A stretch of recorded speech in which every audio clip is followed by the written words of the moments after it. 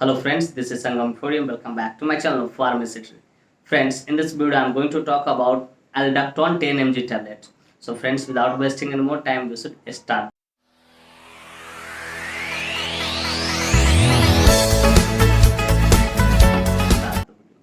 Friends, video को शुरू करने से पहले कुछ बातें मैं यहाँ पे शेयर करना चाहूँगा जो कि आपके लिए एक तरह से वार्निंग है। फ्रेंड्स, यह वीडियो सिर्फ जानकारी के उद्देश्य से बनाया है। इस वीडियो को देखने के बाद कोई भी मेडिसिन आप खुद से इस्तेमाल ना करें, कतई सेल्फ मेडिकेशन ना करें। Friends, actually don't support self medication at all. So before taking और using any medicine you must consult your doctor. कोई भी दवा लेने से पहले या इस्तेमाल करने से पहले आप अपने डॉक्टर से जरूर कंसल्ट करें। तो फ्रेंड्स, चलिए वीडियो को शुरुआत करते हैं।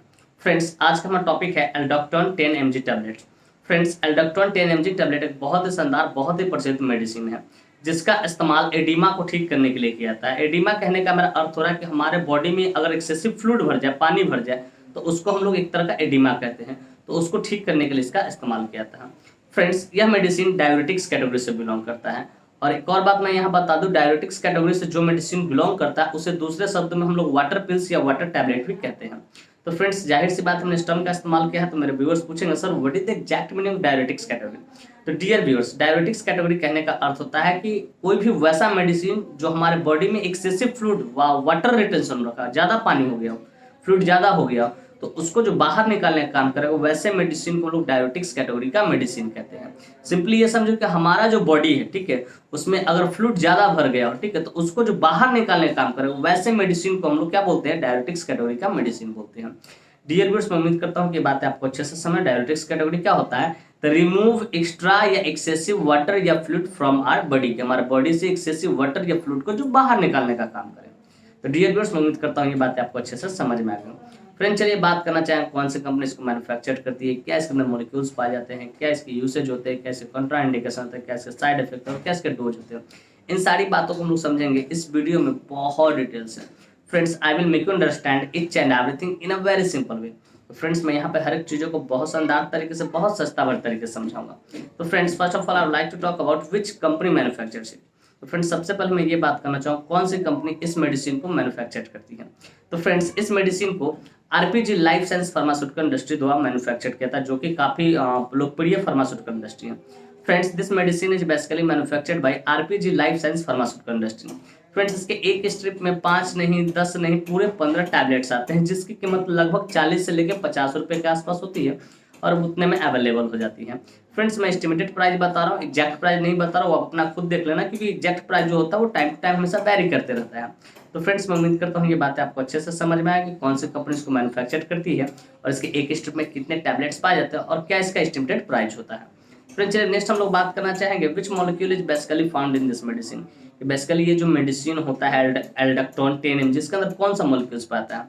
तो फ्रेंड्स, बेसिकली इसके अंदर सिंगल मॉलिक्यूल स्पाइरोनोलैक्टोन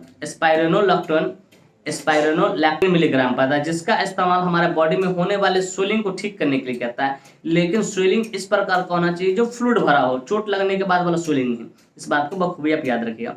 तो फ्रेंड्स, मैं उम्मीद करता हूँ ये बात भी आपको अच्छे से समझ में आएगा कि इसके अंदर सिंगल मॉलिक्यूल स्पाइरोनोलैक्टोन मिलीग्राम पाया था, जिसका इस्तेमाल हमारे बॉडी में होने वाले फ्लूइड के कारण, होने वाले स्वेलिंग जो कि फ्लूइड के कारण होता है, उसको ठीक करने के लिए किया जाता है।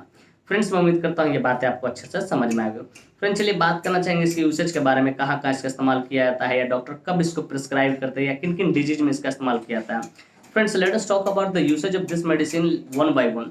इस मेडिसिन के यूसेज के बारे में बात करेंगे वन बाय वन करके। तो फ्रेंड्स, नंबर 1 इसका यूसेज है ट्रीटमेंट ऑफ एडिमा, कि हमारे बॉडी में किसी प्रकार का एडिमा हो। एडिमा कहने का मतलब कि हमारा जो बॉडी है, स्किन है, ठीक है, उसमें अगर एक्सेसिव फ्लूइड भर गया हो, वाटर भर गया हो, तो उसको ठीक करने के लिए इसका इस्तेमाल किया, जिसको आप दूसरे शब्द हम स्वेलिंग बोल सकते हैं। क्या बोलते हैं? स्वेलिंग बोल सकते हैं। फिर ट्रीटमेंट ऑफ हाइपरटेंशन, कि अगर किसी पेशेंट का हाई बीपी हो, किसी व्यक्ति का हाई बीपी हो और फ्लूइड भरा हुआ उसको बॉडी में, ठीक है, स्किन में भरा हुआ पानी की तरह, तो उसको कम करने के लिए, ठीक करने के लिए इसका इस्तेमाल करता है। मतलब हाइपरटेंशन मतलब हाई बीपी को भी ठीक करने के लिए इसका इस्तेमाल किया जाता है। फिर ट्रीटमेंट ऑफ प्लूरल डिफ्यूजन, कि अगर किसी पेशेंट का फेफड़ा में पानी भर गया हो, ठीक है, तो वो पानी को भी रिमूव करने के लिए इस मेडिसिन का इस्तेमाल किया जाता है। फिर ट्रीटमेंट ऑफ यूरिन रिटेंशन, कि अगर किसी व्यक्ति को पेशाब रुक गया हो, वो नहीं आ रहा, तो उसको भी निकालने के लिए इस मेडिसिन का इस्तेमाल किया जाता है।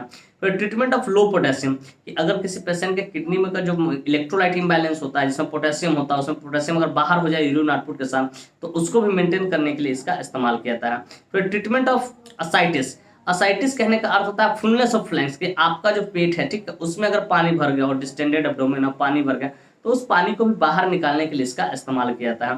फिर treatment of congestive heart failure, कि अगर किसी पेशेंट का हार्ट फेलियर का पहले से शिकायत रहा है या उससे बचने के लिए इसका इस्तेमाल किया जाता है। हार्ट फेलियर कहने का मेरा अर्थ यहाँ पे हो रहा है कि कोई पेशेंट को पहले हार्ट फेलियर हुआ होगा, लेकिन बच जाने के बाद इसको प्रिवेंट करने के लिए हार्ट अटैक ना आए, ठीक है, या हार्ट फेल ना हो, उससे बचने के लिए इसका इस्तेमाल किया जाता है। जब भी आपके पैर में आप देखेंगे, ठीक है, इस तरह का स्वेलिंग मिले, ठीक है, एडिमा मिले, तो समझिए कंजेस्टिव हार्ट फेलियर होने के चांसेस ज्यादा होते हैं। तो यहाँ पे हार्ट फेलियर कहने का अर्थ है कि हार्ट फेलियर से बचाता नहीं, हार्ट फेलियर को ट्रीट नहीं करता, ये प्रिवेंट करता है कि हमारा जो हार्ट है उसमें फ्लूइड न भरे, उसमें पानी न भरे, ठीक है, उसको क्या करें, प्रिवेंट करके बचा के रखें, और उसके जो फंक्शन है, जो पंपिंग कैपेसिटी है, उसको ये फंक्शन को मेंटेन करके रखें ताकि हार्ट फेलियर ना हो। तो इसलिए कहा गया ट्रीटमेंट ऑफ हार्ट फेलियर या प्रिवेंशन फ्रॉम हार्ट फेलियर, के हार्ट फेलियर से बचने के लिए इस मेडिसिन का इस्तेमाल किया था, या कंजेस्टिव हार्ट फेलियर आप इसको बोल सकते हो, ठीक है, तो उसको भी ठीक करने के लिए इसका इस्तेमाल किया था। फिर ट्रीटमेंट ऑफ किडनी फेलियर, कि अगर किसी पेशेंट का किडनी प्रॉपर ढंग से काम नहीं कर रहा है और वो यूरिन आउटपुट जितना होना चाहिए, ठीक है, वो आउटपुट नहीं रिजल्ट आ रहा सही से, तो उस किडनी को फिल्टर करने के लिए भी मजबूर फिल्टर करने के लिए कि किडनी प्रॉपर तरीके से यूरिन को क्या कर फिल्टर कर सके, वाटर को फिल्टर कर सके, तो उसके लिए भी इस मेडिसिन का इस्तेमाल कर। सिंपली समझिए किडनी फेलियर में, ठीक है, किडनी का सही से काम नहीं कर रहा, वाटर सही से फिल्टर नहीं कर पा रहा, यूरिन आउटपुट नहीं आ रहा सही से, तो उसको भी ठीक करने के लिए इसका इस्तेमाल किया जाता है। तो फ्रेंड्स सिंपली समझिए कि हमारे बॉडी में या इंटरनल हो, ठीक है, इंटरनल ऑर्गन कोई सही तरीके से काम नहीं कर रहा, उसमें कहीं फ्लूइड भर गया, तो उसको निकालने के लिए इसका इस्तेमाल किया जाता है। चाहे वो किडनी फेलियर हो सकता है, कंजेस्टिव हार्ट फेलियर हो सकता है, या लीवर सिरोसिस भी हो सकता है, ठीक है, या असाइटिस हो सकता है, या फुलनेस ऑफ फ्लैंक्स होता सकता है, या हाइपरटेंशन हो सकता है, या एडिमा हो सकता है। तो फ्रेंड्स बेसिकली सिंपली अगर समझाए कि हमारे हाथ पैर जो है, ठीक है, उसमें अगर सूजन हो जाए, स्वेलिंग हो जाए, फ्लूइड भरा रहे, ठीक है, तो उसको बाहर निकालने के लिए इसका इस्तेमाल किया जाता है। फ्लूइड को, एक्सेसिव फ्लूइड को बाहर निकालने के लिए इसका इस्तेमाल। लेकिन जनरली अगर देखा जाए तो treatment of hypertension, treatment of oedema और treatment of congestive heart failure को ठीक करने के लिए इसका इस्तेमाल किया जाता है। और मेन इसका एक और ट्रीटमेंट है जो बोलते हैं ट्रीटमेंट ऑफ लो पोटेशियम, कि हमारे किडनी का जो फंक्शन होता है उसमें पोटेशियम, मैग्नीशियम, सोडियम ये सब होता है, ठीक है, तो वो अगर लो हो गया हो पोटेशियम, ठीक है, तो पोटेशियम को भी लो पोटेशियम को भी ठीक करने के लिए इसका इस्तेमाल किया था। और इस मेडिसिन का सबसे खास बात मैं आपको यहाँ पे शेयर करना चाहूंगा, ये मेडिसिन जो है ना, जब काम ये करता है तो जो फिल्टर करने का काम होता है किडनी का, जब उसमें फिल्टर करता है, यूरिन आउटपुट होता है, तो बहुत सारे ऐसे मेडिसिन होते हैं जो यूरिन आउटपुट के साथ साथ उसमें जो इलेक्ट्रोलाइट होता है, सोडियम, पोटेशियम, मैग्नीशियम, इस सबको बाहर कर देता है। लेकिन ये मेडिसिन उसको बाहर नहीं करता, उसको सेव करके रखता है कि जो कि जरूरत हो। किडनी का जो मेन इंपॉर्टेंट जो इलेक्ट्रोलाइट होते हैं, सोडियम होते हैं, मैग्नीशियम हो गया, पोटेशियम, उसको ये करता है, बचाता है, सेव करता है, क्या सेव करके रखता है, उसको बाहर नहीं निकालता है यूरिन आउटपुट से। इस मेडिसिन की सबसे अच्छी खासियत यही है। तो फ्रेंड्स मैं उम्मीद करता हूँ इसके यूसेज आपको बढ़िया से, अच्छे से, शानदार तरीके से समझ में आएगा कहाँ कहाँ इसका इस्तेमाल किया जाता है। फ्रेंड्स चलिए बात करना चाहेंगे कंट्राइंडिकेशन के बारे में।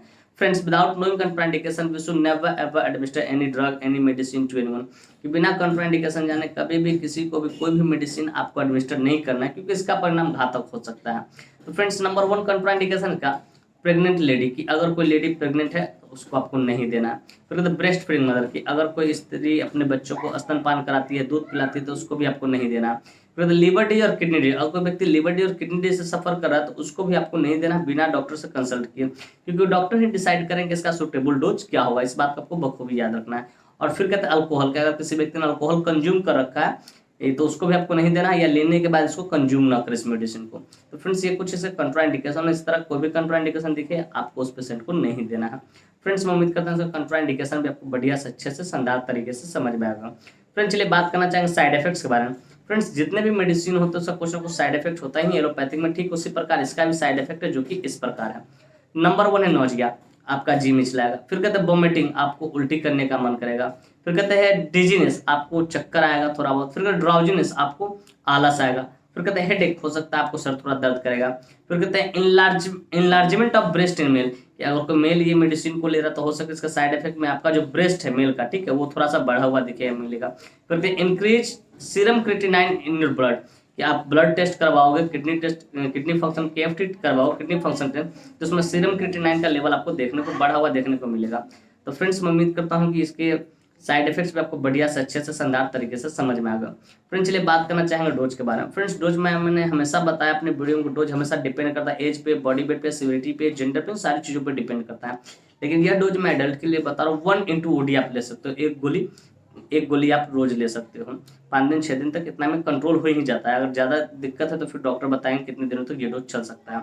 तो फ्रेंड्स मैं उम्मीद करता हूँ इसका डोज भी आपको बढ़िया से अच्छे से शानदार तरीके से समझ में आएगा। फ्रेंड्स मैं उम्मीद करता हूँ कि ये बातें आपको बिल्कुल शीशे की तरह साफ हो गई होगी, क्या टैबलेट क्या होता है, कौन सी कंपनी इसको मैन्युफैक्चर करती है, क्या इसके अंदर मॉलिक्यूल्स पाए जाते हैं, क्या इसके यूसेज होते हैं, क्या इसके कंट्राइंडिकेशन होते हैं, क्या इसके साइड इफेक्ट होते हैं, क्या इसके डोज होते हैं। और साथ में ये भी उम्मीद करता हूँ कि मेरी यह वीडियो काफ़ी इंफॉर्मेटिव, काफ़ी इंटरेस्टिंग, काफ़ी ज़बरदस्त लगी होगी आपको, और मेरे इस वीडियो से आपको कुछ ना कुछ सीखने को जरूर मिला होगा। Friends if you find this video informative and interesting, hit the like button, subscribe my channel, and don't forget to share it with your medical friends and common friends. Thank you for watching this video, bye bye, take care, फिर मिलते हैं next video में। तब तक स्वस्थ रहिए, मस्त रहिए, ख्याल रखिए अपना और अपने परिवार का। थैंक यू, धन्यवाद।